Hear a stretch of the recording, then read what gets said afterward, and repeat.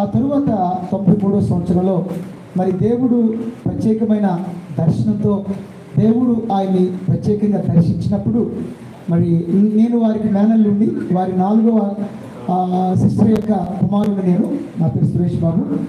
నేనప్పటికీ యూలో యేసుప్రభుని నమ్ముకుని దేవుని పరిచయంలో ఉంటున్నప్పుడు మామయ్య నాతో అనేక విషయాలు షేర్ చేస్తుండేవాళ్ళు.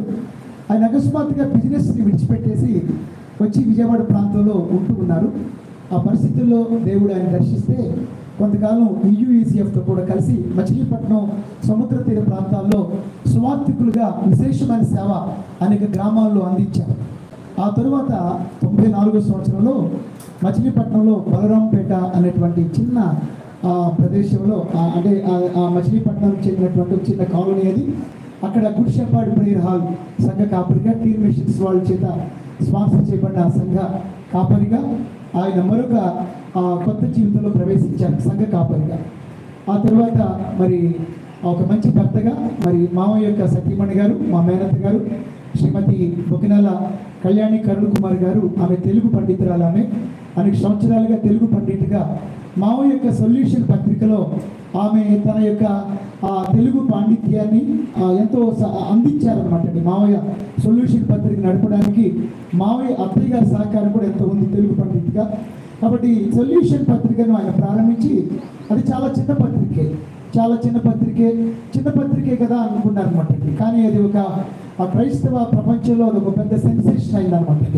కాబట్టి దాని ద్వారా ఆయన ఆ చిన్న పత్రికలు నిక్షిప్తం చేసినటువంటి అనేక ఆధ్యాత్మిక సందేశాలు, సమగ్రమైన సమాచారం, అలాగనే ఆంధ్ర క్రైస్తవ కీర్తనల గురించి విశ్లేషణ, పరిశోధనలు అనేక రంగాలుగా ఆయన సొల్యూషన్ పత్రిక ద్వారా గత 2 దశాబ్దాలకు పైగా గొప్ప సేవ చేశారన్నమాట పత్రికా రంగంలో కూడా.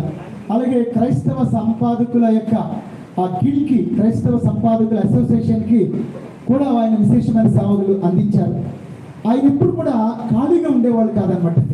ఆయన వయసుని కూడా లెక్క చేయకుండా ఆయన చాలా కాలంగా డయాబెటిక్.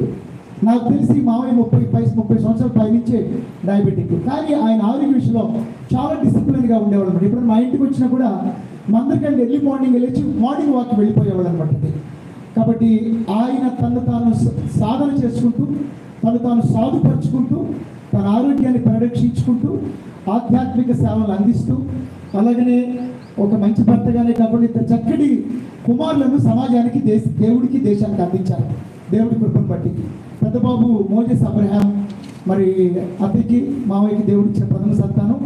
ఆ బాబు మరి వరల్డ్లోనే ఆయన ప్రపంచంలోనే second youngest scientist in the వరల్డ్గా ఐక్యరాజ్య సమితి చేత గుర్తించబడినటువంటి వాడు అనమాట. ఆయన అమెరికా నాసా చేత, అలాగనే మన భారతదేశ రక్షణ శాఖలోను, అలాగే ఐక్యరాజ్య సమితి తరఫున ఆయన ప్రపంచ ప్రసిద్ధి చెందిన సైంటిస్ట్గా సేవలు అందిస్తున్నారు. యాక్చువల్గా నిన్నగాక మొన్నే ఆయన ఇంగ్లాండ్ వెళ్లాల్సిన పరిస్థితుల్లో ఆయన పాస్పోర్ట్ని రెన్యువల్కి అక్కడ ఎంబసీకి సబ్మిట్ చేయడం జరిగిందనమాట. నేను మార్నింగ్ ఏమో మామయ్య దేవుని పిలుపుని అందుకున్నారు. కాబట్టి మరి మోజెస్ తన పెద్ద కుమారుడు, మామయ్య గారి పెద్ద కుమారుడు నిస్సహాయ స్థితిలో, పాస్పోర్ట్ చేతిలో లేని పరిస్థితిలో, రాలేని స్థితిలో తను ఎంతో దుఃఖంతో వెలిపిస్తున్నాడు అమెరికా దేశంలో మిగిలిపోయి. అలాగే చిన్నబాబు కూడా మరి బన్ను కూడా పాస్ట్ ట్రైనింగ్ అవుతున్నారు అన్నమాట. తన కుటుంబం అంతా కూడా వారు ఒక నిశ్శబ్ద విప్లవం, హంగు ఆర్భాటాలకు దూరంగా ప్రశాంతంగా వన్ మ్యాన్ ఆర్మీలాగా ఒక్కొక్కసారి ఆయన తన పరిచర్యను తాను చాప కింద నీరులాగా దేవుడు గుర్తిస్తే చాలు ఆయన ఎప్పుడు కూడా నమ్మేవాళ్ళు అనమాట. It is better to be right than to be popular. కాబట్టి దేవుని దృష్టిలో మనం సత్యవంతులుగా ఉంటే చాలు, ప్రజాదరణ కంటే ముఖ్యంగా అనేటువంటి భావంతో ఆయన సేవలు అందించారనమాట. ఇదే గ్రామంలో ఆయన పుట్టి పెరిగారు, అదే గ్రామానికి ఆయన తిరిగి తీసుకురాబడ్డారనమాట. కాబట్టి ఇది మామయ్య యొక్క క్లుప్త నేపథ్యం. మరి సమయమందు మామయ్య స్నేహితులు మరి చాలామంది ఉన్నారనమాట. ఆయన నిజంగా చాలామందికి ఫ్రెండ్స్కి ద బెస్ట్ ఫ్రెండ్ అనమాట. ఆయన మరి సమయమందు మేడం సుబ్బారావు మామయ్య వచ్చారనమాట. మామయ్యకి అత్యంత సన్నిహితులు. వారిద్దరు కూడా సాహితీ పరంగా కూడా ఒకే జిజ్ఞాస కలిగినటువంటి సాహితీ వేత్తలు, సాహితీ అభిమానులు. కాబట్టి మేడం సుబ్బారావు మామయ్య వచ్చి వారి అనుభవాలని, వారి జ్ఞాపకాలను షేర్ చేయాల్సిన రిక్వెస్ట్ చేస్తున్నాను. శ్రీ మేడం సుబ్బారావు గారు, ఇప్పుడు please comfort the dais, come forward.